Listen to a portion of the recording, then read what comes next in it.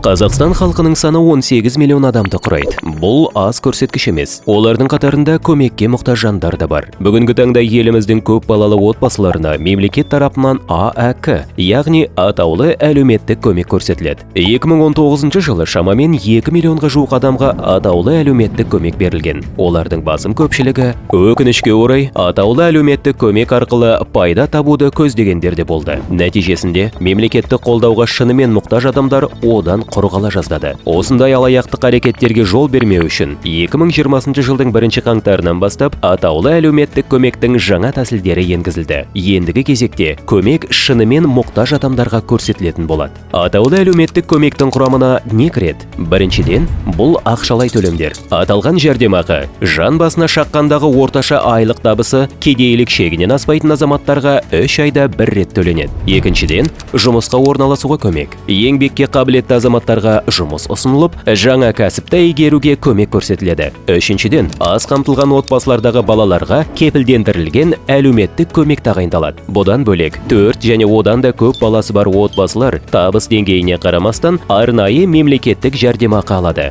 Нәтижесінде атаулы әлеуметтік көмек ашық әрі әділетті болып, адамдарды еңбекке ынталандырады. Өмірде қиын жағдайға кез келген адам тап болуы мүмкін. Көмек шынымен мұқтаж адамдарға көрсетіледі.